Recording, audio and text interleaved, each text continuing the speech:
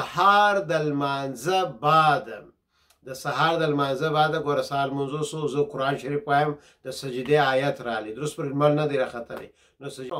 ښه چادري کول دا ټوله شیان د اسلام ته نه کې ښایسته ښکاره که داسې مه ښکاره کوه چې یو څوک وایي دغه اسلام دی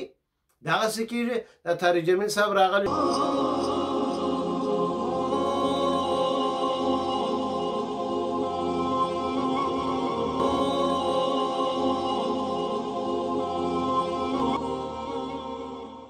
بسم الله الرحمن الرحیم نحمده ونصلي على رسوله الكریم اما بعد ماشاءالله څه سوالونه سوي چې د هغه جوابونه به ستاسې په خدمت کې پیش کړو بله پوښتنه دا سوې ده د سهار د لمانځه بعد د سهار د لمانځه بعد ګوره سهار لمونځ وسو زه قرآن شریف وایم د سجدې آیت راغلی درست پر لمر نه دی راختلی نو سجده کولی سوی که نه سوی ګوره په عام حالت کې نسې کولی ولې سجده چې تا پر تا باندې ده نیسه کولای مګر که تا قرآن شریف وظیفه کوله بیا د سجدې آیت در باندې راغلی یا چې واورېدې نو بیا یې کولی سوی اگر چې د سهار د لمانځه بعد سجده نه ده راغلې د هغو چې لمر راونه خیږي مګر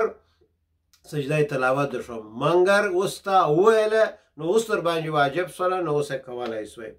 بله پوښتنه دا سوې ده چې بعض خلک دا وایي هر روزه سوره یاسین مه وایه هر روزه سوره واقعه مه وایه هر روزه سوره ملک مه وایه بیا نه در باندې فرض کېږي الله ورڅونه د جهالت خبره ده دا خبره دی د کم ځای څخه اورېدلې ده چې ما ته معلومېږي چې رسول الله صلی الله علیه وسلم تراویح ورکولې یو څو ورځې پرله پسې ورکړلې صحابه هم ډېر په شوق اورېدلې ورسره کولې زموږ د رسول صلی الله علیه وسلم سره او بیا یو ورځ په انتظار کې ناست وه رسول صلی الله علیه وسلم نه رالی ول زه په دې نه رانم داسې نه چې د تراویح پر تاسې باندې فرض سي نو ستاسې د مشقت چې پر تاسې باندې تکلیف رانه سي د هغه خیال زما په مغزو کې رالی چې دا شی سنت پاتې در باندې فرض نه سي نو فرض و سنت و واجب خو اولریډي معلومه سوي دي د جبا د یو شی پر چا نه فرض کېږي د جبا د یو شی پر چا نه سنت کېږي هغه اولریډي کتابو کې لیکل سوي دي چې فرض دي چې واجب دي ستا په ویلو باندې هغه نه کېږي چې زه روزه وایم سوره ملک سوره یاسین سوره واقعه نو پر هغه پر ما باندې هم فرض کېږي و که یو څوک دا وایي چې زما دا کار اوس زه خامخا سوره یاسین څلوېښت ورځې هره ورځ وایم نو بیا چې پر ځان باندې ضروري کوي دا اوس در باندې کمپلسري سو واجب سو چې ته دا کار وکړې او که د هغسې کوې نو هېڅ پر تا باندې نه واجب کېږي نه در باندې فرض کېږي څنګه چې ما درته ویل دغه خلکو دوی دا چرت والی دي هغه داسې چرت والی دي چې رسول صلی الله علیه وسلم زه تراویح نه در کوم روزه نه در کوم داسې نه چې پر تاسې باندې فرض سي مګر هغه خبره پر دلته مه سره یو ځای کوه دا جهالت خبره ده بله پوښتنه دا سوې ده چې سجده شکر مثال بعض خلک د شکر د لمانځه بعد د یو سجده کوي د شکر دا صحیح دی که نه دی نو سجده شکر راغلی دی مګر زموږ امام ابو حنیفه رحمت الله علیه دا وایي دیوبند فتوا هم دا ده چې د سجده یوازې سجده مه کوه یو نفل وکړه د هغه سره یو ځای که د سجدې سره دوه نفل یو ځای که نو سجده شکر به سي دغه طریقه راغلی ده سجده شکر فتح مکه چې رسول صلی الله علیه وسلم مکه شریف ته ولاړی فتح مکه وسوله هم دوه رکعته نفل د شکرانې وکړل ولې علما دا لیکي وایي که ته یوازې سجده وکړې خلک دا چرت وایي چې دا هم یو واجب دی دا هم یو سنت دی دا هم یو نفل دی دا د لمانځه یو حصه ده نو دوی په مغالطه کې دوی په کنفیوژن کې داسې نه چې سره نسي خلاص او اکثره داسې کېږي خلک دا چرت وایي دا څنګه وسو دا اوس دا هم فرض دی ما یو پلانکی ولیدی په مسجد کې داسې چا مې وکړي نو په دغه علما وایي اگر چې یو سجده یې وکړي هم صحیح ده ما سجده وکړي مګر بهتر طریقه یې دا ده چې صرف سجده شکر مه کوه بلکې دوه رکعته ورسره وکړه سجده شکر پوره سجده شکر هم سي او دوه رکعته نفل د شکرانې وسي بله مسله دا پوښتنه سوې ده چې دا زموږ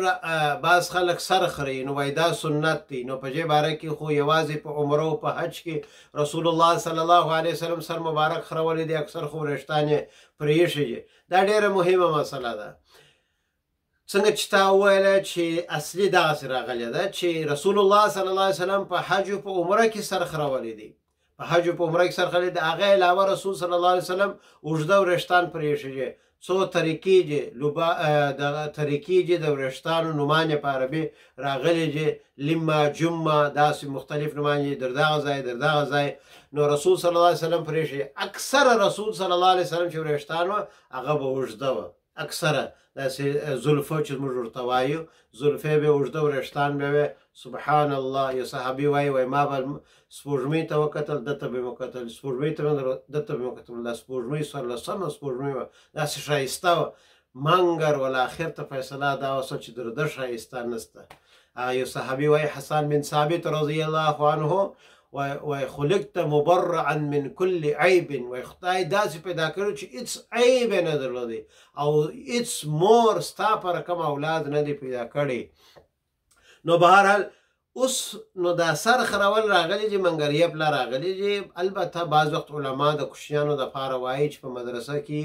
نو دا وریښتانو ډېر اختایږئ زمونځیږئ چشکي نو په دغه څه به یې سر جې وخورئ مګر اصلي طریقه د هغه راغلې ده چې وریښتان اوږده راغلي دي دا خو یو طریقه دغسې نور سنت عملونه چې د هغو سره پام کوئ چې دا سنت داسې ته دنیا ته ورښکاره کړه چې نه کې ښایسته یې ورښکاره کړه اوس مثال ږیره ده بعض خلک دا ږیرې سره پام نه کوي بعض ښځې دا مخ پټوي د هغه سره پام نه کوي داسې بل رقم یې پټ کړي چې هغه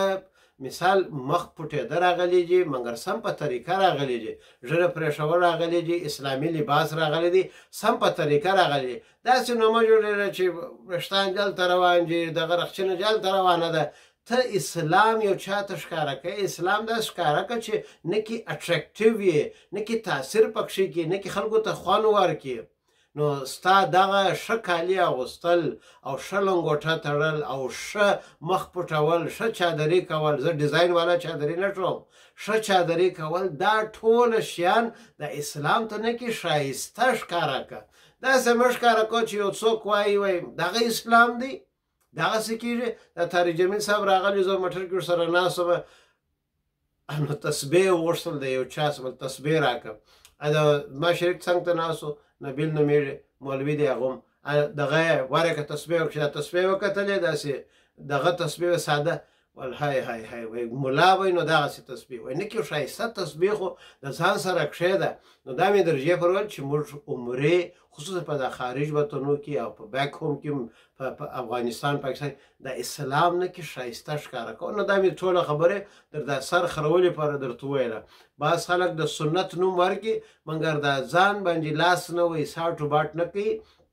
و سنت وکړه مګر داسې په طریقه یې وکړه چې خلکو اسلام خوښ سي نو دا یو څه پوښتنې د هغې جوابونه دي واخر دعوانا ان الحمد لله رب العالمین موږ چینل د سره سبسکرایب کړئ او د نور سره شیر کړئ